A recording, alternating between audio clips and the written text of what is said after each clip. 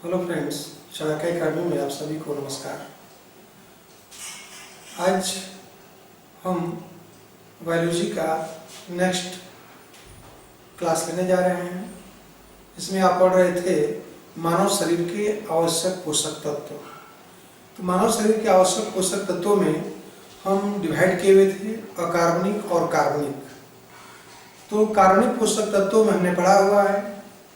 आज हम पढ़ रहे हैं अकार्बनिक पोषक तत्व। मानव शरीर के अकार्बनिक ये इनऑर्गेनिक जो पोषक तत्व है, उन पोषक तत्वों को हम आज पढ़ेंगे। तो अकार्बनिक पोषक तत्वों में क्या आता है? तो आता है जल। जल आता है। जल भी आपका अकार्बनिक पोषक तत्व है। इसके अलावा ये खनिज लवण, ये अकार्बनिक पोषक तत्व है। जल और खनिज लवण अकार्बनिक पोषक तत्व है। जल आप जानते हैं कि जल से ही जीवन की उत्पत्ति हुई है। जल से जीवन की उत्पत्ति हुई है।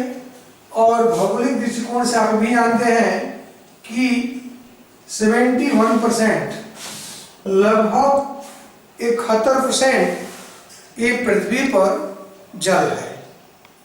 71% ये पृथ्वी पर जल है। हम ये भी पढ़े हुए हैं कि लगभग मानव शरीर के 60 से 7% ये मानव शरीर का 60 से 70% भाग जल है। और आप भी जानते हैं कि जब प्रश्न पूछता है कि जल का अधिकतम डेंसिटी कितना होता है, जल का अधिकतम घनत्व कितना होता है, आप भी जानते हैं कि 4 डिग्री सेल्सियस ये जल का अधिकतम घनत्व होता है। ये कुछ प्रश्न है। और जल हमारे लिए क्यों आवश्यक है? तो जल हमारे लिए आवश्यक क्यों है कि हमारे शरीर के जो टेम्परेचर होती है, शरीर का जो ताप होता है, उस ताप को यह कंट्रोल करने का काम करता है। इसके अलावा हमारे शरीर के जो हमारे जीव, जो कोई भी जीव हो, जीवों के अंदर होने वाली जो जैविक क्रियाएं हैं, जीवों के अंदर होने वाली यह जैविक क्रियाओं को भी, जैविक जीव के अंदर होने वाली जैविक क्रियाओं में सहायता करता है। जैसे आपके भोजन पाचन, ये जल भोजन पाचन में सहायता करता है। उसी तरह हमारे पौधों में आप जानते हैं कि प्रकाश संश्लेषण, ये प्रकाश संश्लेषण जल की सहायता से होता है। और वाष्पोत्सर्जन, ये वाष्पोत्सर्जन भी जल की ही सहायता से होता है। तो हमारे लिए जल कितना आवश्यक है? हमारे मानव शरीर के पोषक तत्वों में हम पढ़ रहे हैं अकार्बनिक पोषक तत्व। अकार्बनिक पोषक तत्वों के अंतर्गत हम पढ़ रहे हैं जल और खनिज लवण। तो जल आप जानते हैं कि जल से ही जीवन की उत्पत्ति मानी जाती है। पृथ्वी का लगभग 2/3 भाग जल ही है। और हमारे शरीर का भी 60 से 70% भाग जल ही है। जल हमारे शरीर के ताप को कंट्रोल करता है, नियंत्रित करता है। और जल जीवों के अंदर होने वाली जैविक क्रियाओं, जैसे भोजन पाचन या पौधों में ये फोटोसिंथेसिस, वाष्पोत्सर्जन आदि में भी सहायता करता है। एक प्रश्न पूछा जाता है कि जल का अधिकतम घनत्व कितना होता है? तो जल का अधिकतम घनत्व होता है 4 डिग्री सेल्सियस। इस प्रश्न को कई बार पूछा गया है। अब देखते हैं खनिज लवण।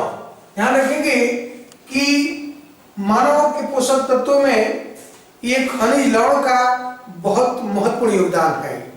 और ध्यान रखेंगे खनिज हमें ये मृदा या मिट्टी से प्राप्त होता है।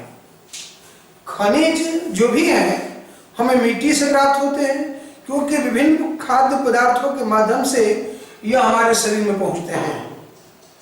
ये जो खनिज लवण है विभिन्न खाद्य पदार्थों के माध्यम से हमारे शरीर में पहुंचते हैं। और यह भी ध्यान देने की बात है कि विटामिन की तरह उपापचयी क्रियाओं को कंट्रोल करते हैं।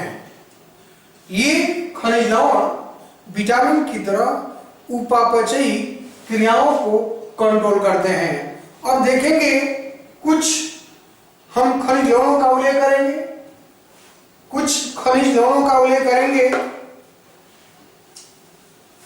जैसे खनिज लवण में हम देखेंगे कैल्शियम। ये खनिज लवण में कैल्शियम।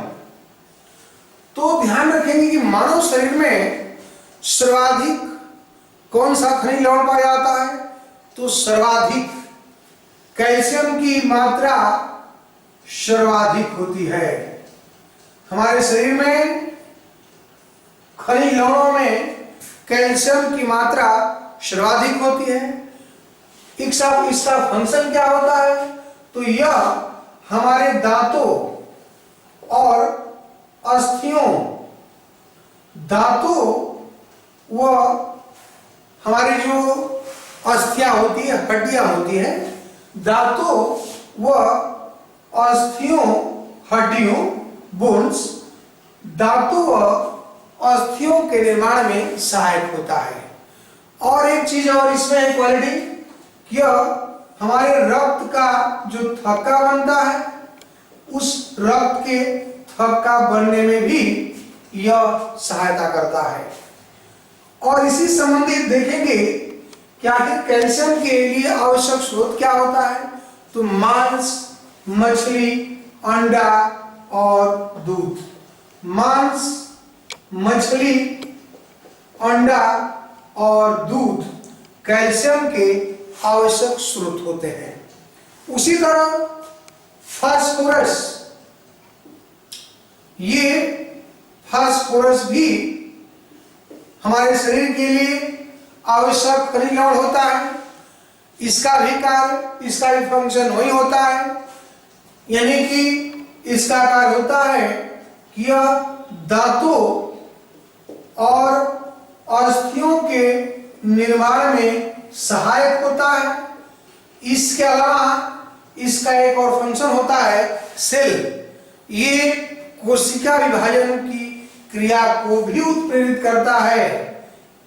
यह कोशिका विभाजन की जो एक्टिविटी होती है, क्रिया होती है, उसको यह उत्प्रेरित करता है।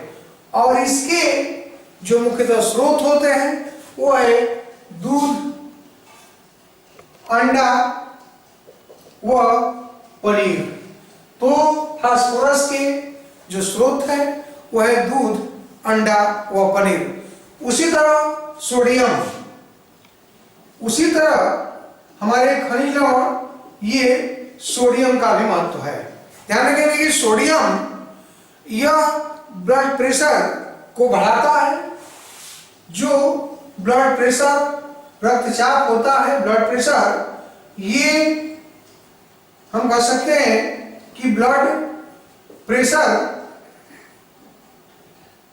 यानी कि बीपी को यह बढ़ाता है। ध्यान रखेंगे कि इसीलिए जो बीपी के मरीज होते हैं, जो ब्लड प्रेशर के मरीज होते हैं, उनको नमक कम खाने की सलाह दी जाती है। ब्लड प्रेशर के मरीजों को नमक कम खाने की सलाह दी जाती है। यह ध्यान रखेंगे कि इसके अलावा ये शरीर के जो जल ग्रहण, ये जल ग्रहण करने की जो क्षमता होता है, उस जल ग्रहण करने की क्षमता को ही बढ़ाता है। ये भी याद रखना है कि सोडियम की कमी से निर्जलीकरण की स्थिति उत्पन्न होती है। सोडियम की कमी से निर्जलीकरण की स्थिति उत्पन्न होती है और ऐसी स्थिति में व्यक्ति को हैजा या अतिसार रोग होता है और अंततः मृत्यु का भी कारण बनता है। सबसे बड़ा ये है कि सेल में जो कोशिकाएं होती है, तो सेल में यह सूचना परिवहन का भी कार्य करता है और ध्यान रखेंगे कि सोडियम की तरह पोटेशियम भी ये सूचनाओं के सेल में, ये सूचनाओं के परिवहन में अहम भूमिका निभाता है।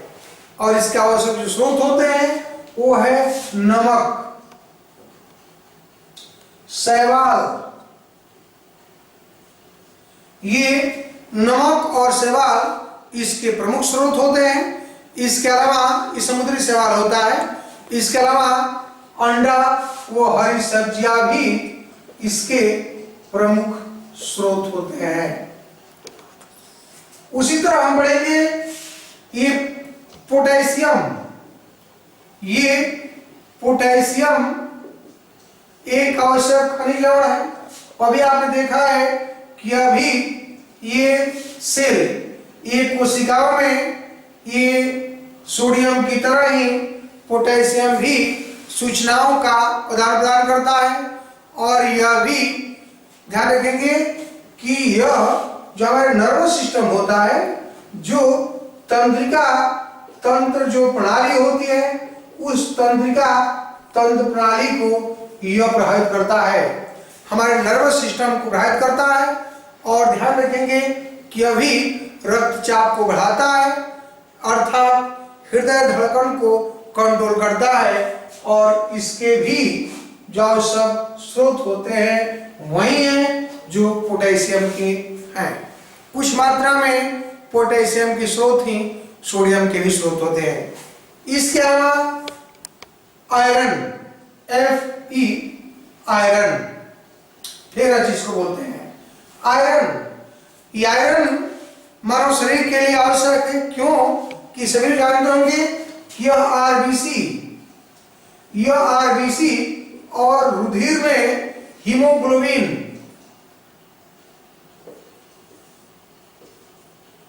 ये हीमोग्लोबिन के निर्माण में सहायक होता है।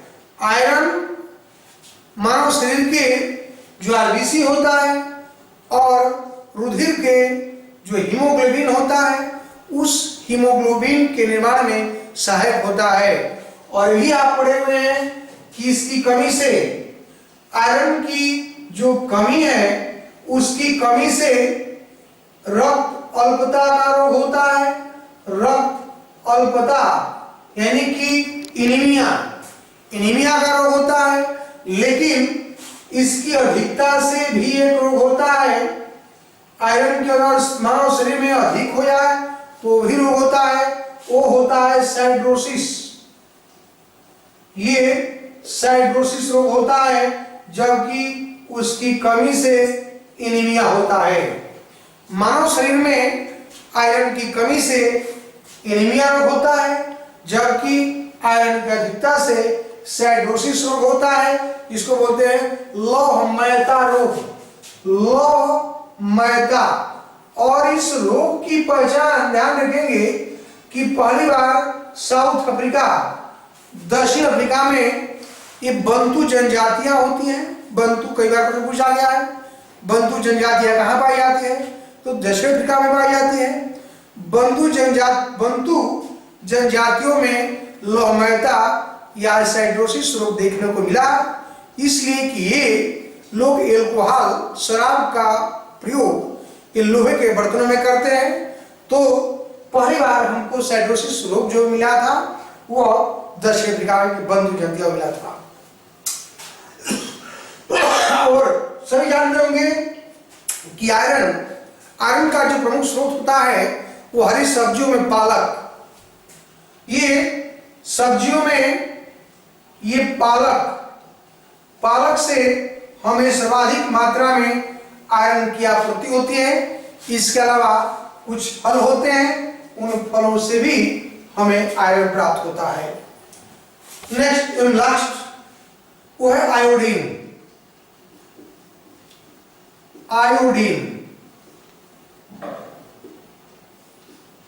आप जानते हैं कि आयोडीन जो होता है वह थायराइड ग्रंथि, ये जो हमारे गले में ग्लैंड्स होता है, थायराइड ग्रंथि, थायराइड ग्लैंड्स के विकास और वृद्धि में सहायक होता है। आयोडीन मानव शरीर के थायराइड ग्रंथि के वृद्धि व विकास में सहायक होता है। अभी जानते हैं कि जब मानव शरीर में इस खनिज लवण की आयोडीन की कमी होती है, मानव शरीर में जब आयोडीन की कमी होती है तो घेघा रोग, इसकी कमी से घेघा रोग होता है। ये गैस जो गला खुल जाता है, घेघा रोग होता है। और ये भी आप जानते हैं कि घेघा रोग सर्वाधिक ये पहाड़ी प्रदेशों में, जो पहाड़ी प्रदेश के निवासी हैं, उन पहाड़ी प्रदेश के निवासियों में घेघा रोग बहुत ज्यादा होता है। और इसके जो प्रमुख स्रोत हैं, कई बार प्रश्न पूछा गया है, आयोडीन नमक, ये इसके प्रमुख स्रोत हैं आयोडीन नमक।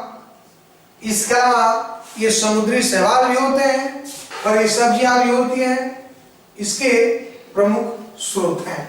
ये शैवाल तथा सबसे महत्वपूर्ण स्रोत है ये आयोडीन युक्त नमक। इसी के साथ मैं इसको समाप्त करता हूं। नेक्स्ट वीडियो फिर मिलेंगे, तब तक के लिए धन्यवाद।